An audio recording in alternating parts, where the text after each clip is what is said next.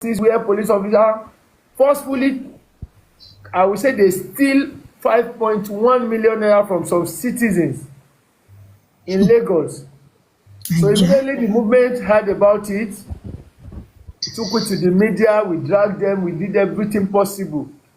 As I'm speaking to you, the money was restored. Just 4 days ago, the movement was the one fighting against the injustice that happens around CP in Lagos was disbanded because they beat some guys up. So this is what the movement has always been in the position of fighting for people, which is where this woman Ada comes in, because she never gave us the chance to explain what is really happening. But it's so coming on, it's also an opportunity for me to say it once again, that I was contacted the day Samsodium was arrested, and I immediately contacted the convener, which is Omoyele Sowore, and that same day and we had the next day that they flew him to Abuja. The second day, Omoyele Sowore left his place to Abattoir police station to go and look for Samsodium. Just because of the position that you cannot come and kidnap anybody. Even if you felt you are defamed, don't worry. Make it open. Go to the court. File a case against the person. And after filing a case, you can as well. So after filing a case, you can as well go to court and let the judge interpret what the person has done, which is our position. So now, the third day, we also heard that the same person who called me also called me again. You can bring yourself to the big screen, Comrade Ochuko. Please bring yourself to the big screen. So the third day, somebody called me, the same person, Black Tiger. The guy is not in Nigeria. Reached out to me and said they have Leo, this other guy, Timothy, to arrest again, telling him that they freed Seeking and then he should come and receive Seeking. But unknowing to him, he went. If it's coming like me, I will not go. I will always want to send our lawyers, or we go in groups so that we can understand what really happened. So ever since then, when immediately they called me, so we started looking for them. For days, we were searching everywhere. At the end of the day, we heard, because Sowore got back to us that he has confirmed that they are not in Abuja. They are in Lagos. That so we should look for them in Lagos. So the day we heard from them again was the day they took them to court. And on getting to court, they reminded them till next month on the 20th. So we got the information, they reached out to us, and the guy, Black Tiger, reached out to me back again. And I said, Black Tiger, we've created a WhatsApp group of 3 people. Can you please add like 2 people? So we added a lady from Abuja who said is a friend to somebody. We added someone else again who said is a TikToker too, but is fighting for Thomas, the second guy. So what we did was we called for Sowore intervention fully by saying, Baba, please help us. We need the movement lawyer. And he said, why not? The movement lawyer should take the case. And immediately 2 of our movement lawyers filed a bail application. Note that court is on break, is on vacation. So we filed a bail application, not to the magistrate court, but now to a vacational judge at the federal high court in Lagos. So that is just the jurisdiction. And then from there, the first time they brought them to court, we mobilized the people to bring them down with the help of other like 2-3 people we met on who said they are from TikTok and they are their friends. So we mobilized them the second day. They brought them to court. But in the judge's wisdom on his own, he said he will not give them bail. I don't want to hear the matter. They should go away. So we fought till they give us a date for today. That a judge said, is Justice Kakaki, the name of the judge. So he said he's going to hear the matter today or so, which we've done as a movement.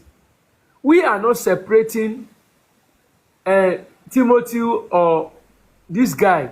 We are fighting for them. We are not saying they should not go to court and defend themselves. But we are saying that you arrested them unjustly. A case of defamation, here police don't have this jurisdiction of coming to kidnap people on their own wisdom and thinking they can do and undo, which was why we stepped in. Sowore has been instrumental to this. But shockingly, this evening, we were on this space when this woman, Ada, came in and started abusing Sowore. He said some of his friends who went to go and protest was arrested, and Sowore said if they like they should go to jail, which was a big lie. I was the one who is in the middle of this conversation. I can tell you that Sowore was reaching out to me, I was reaching out to them, they were reaching out to me, and it's just a matter that I can handle. Just this night, this comrade from Abuja, it's also not a comrade, has just been released. This guy that had a case with Nedu Woku's wife that was arrested, Timothy, was released today by the help of Sowore. Tuma. So if anybody is coming to say Sowore, I will ask you a simple question. What has Sowore done wrong? The fact that the guy said Nigeria is not good, it means they want a better Nigeria. It means the country is not good, which was what the movement is fighting for. That we can live a better life in this country. We can become a better person in this country. But the structure, the rulers, the criminals ruling us has been the one making it difficult for us to live a better life. And we understand it as a movement that if we fight, we will win. That is why we are on ground. So now, this is what the movement represents. We fight for people's rights, fight against molestation, abuse, harassment, anything you may think of it. The movement will give you a lawyer, stand for you. I see, it was a case of where people who don't... okay, let me just say this for instance. And I think I need to say this so that Nigerians can also hear and understand it. In the case of this copper that was denied a certificate,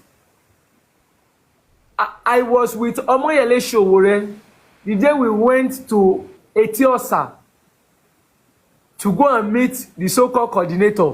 She ran away. I was there. I held the camera. I have picture with everybody there. I recorded everything that happened. And after then, that same day, we said we want to go to their state camp. But they advised us that no, that we should not go. But at the end of the day, when we were trying to push, the lady called us by saying she's not interested in having issue with anybody. So what that means is she's not ready to fight. These are things people don't know in public, but I just need to tell you this. I'm not ready to tell Nigerians. The lady said she is not ready again to have issues with anybody. Agreed. Now, at the end of the day, when you were denied of your certificate, which shouldn't have happened, because our plan was that at least our movement members, our comrades, nothing less than 50 or 20 of them should be on ground at our pass-out parade to go and protest there. But she backed down. She said she's not ready. But to some people, they will come online and say they did not fight for her. They did not fight for her. She said her family caused her not to fight for people, not to fight again. That the government is dangerous. But we are not blaming her. I'm not coming here to blame her. I'm just telling you the conversation that happened behind the scene. But people don't know this. And we don't want to have issues with people who are not ready to fight, because we are fighters. So once we started, anything we start, we must finish it.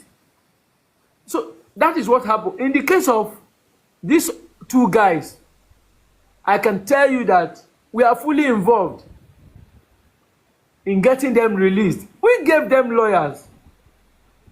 And we have 2-3 people. I don't know this other guy who is a TikToker here who also reached out, and we are in the same, just 6 of us are in the same WhatsApp group with 2 of our lawyers who has been taking this position. So that anybody will come and be blackmailing people that they don't stand for him. How?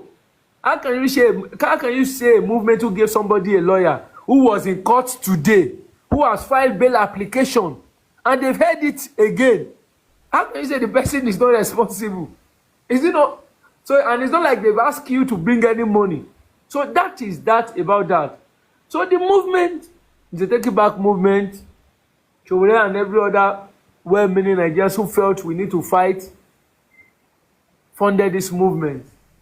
But it's not under anybody. It's not like the movement is under Sowore. I just said to you now that I am the Deputy National Coordinator of the movement in Nigeria, Southwest. Now, if I'm to protest tomorrow, nobody will ask me not to go. If I have the power to take placard to anywhere, to president office and fight tomorrow, nobody will stop you. Once what you are fighting for is right, nobody will ask you not to fight. Because the country is not working. It is a clear message. Because Nigeria is more or less a country where you claim you've eradicate what is it called? Corruption. But at every single day, you keep seeing corrupting people, some set of corrupt people destroying this country. People are hungry. People can no longer eat again. People can no longer survive in this country. And that is what we are crying for.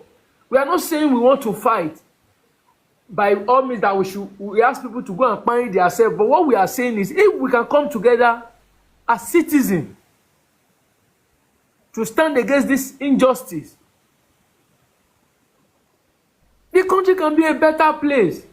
It's not for us to recycle around old politicians and claim they can bring a change.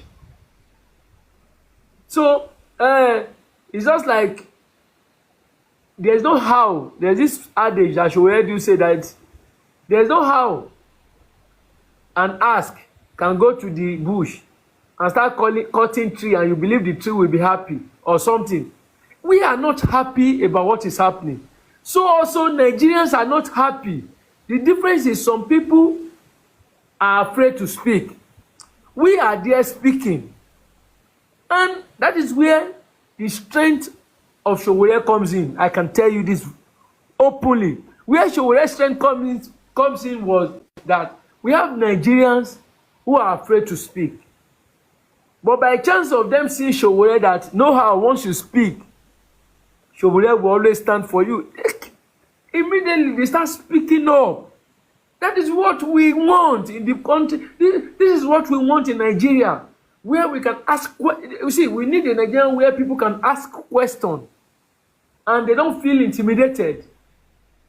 We need a country where a police officer will tell you stop and you stop. They want to search you and you ask them, why are they doing this? Is there any evidence of warrant of arrest? And comfortably, you know you are not taking anything unlawful. You ask them to search you. You can record them.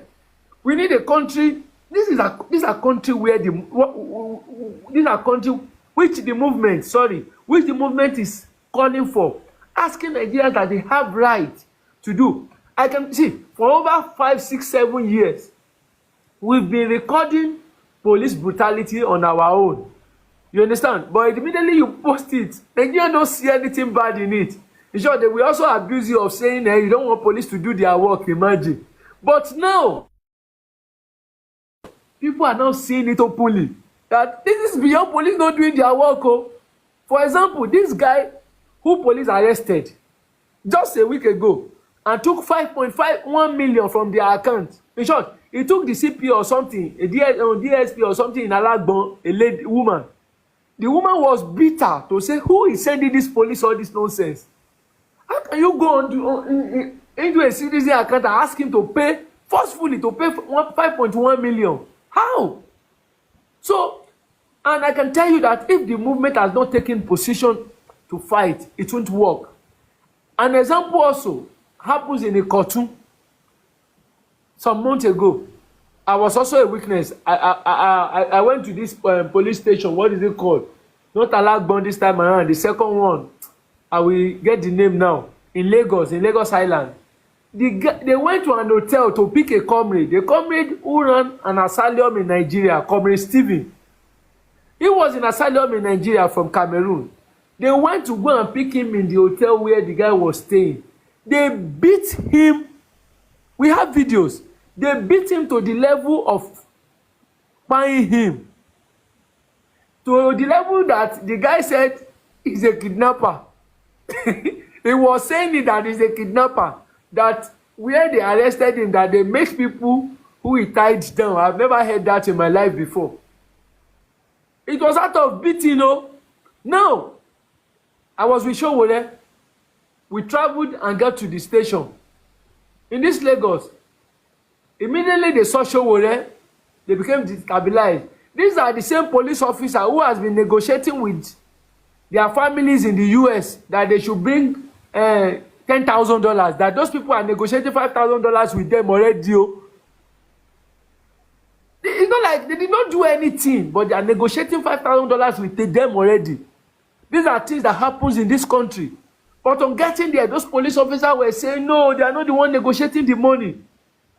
Not too long, there's this man who was on Jalamia. I said he was the one negotiating. That he just trying to help those guy. He don't want him to lose his life. Because they said they are going to deport him. And Showore said, who are you to negotiate? But I can tell you this for a fact that they are all criminals. This man works in the station. We have pictures and video of the man. So this is the movement has come to Nigeria to stay. There's no doubt about it. We've been fighting for what is right. We've been doing it on several occasions. So it's not like you think somebody can destroy TIB, because TIB is even bigger than Showore. TIB is bigger than everybody. So without me, there will be TIB. Without anybody, TIB will still live, because now, if you can see, the consciousness of Nigerians are getting high to the level of every citizen coming from abroad. They believe they want to come home with camera. They want to come out with glass camera and come and record you. The AI camera now is what is draining. Now, at every given time, every police want to make sure they are not recording them. They want to sit tight and understand that this country does not belong to them anymore. You understand? So, this is what the movement is all about. And we've been doing it. We understand that there's many difficulties, fighting, putting people behind bar. Even Showore itself was beaten, was shot, but you understand that once he doesn't stop and he keeps fighting, victory is going to come. And the movement is not saying anybody should go and carry gun. But what we are saying is this. There's a revolutionary process which the movement is saying we should pass through. Even if it's going to be by ballot, the revolution can happen by ballot. What we want is what we want. You want to vote and stand behind your vote and don't believe anybody can come and take it from you. It's also a revolutionary process. It's happening now in Indonesia. People in Kenya are fighting to get their country back from these same oppressors. So this is what the movement is all about. Thank you for your time, and I really appreciate it.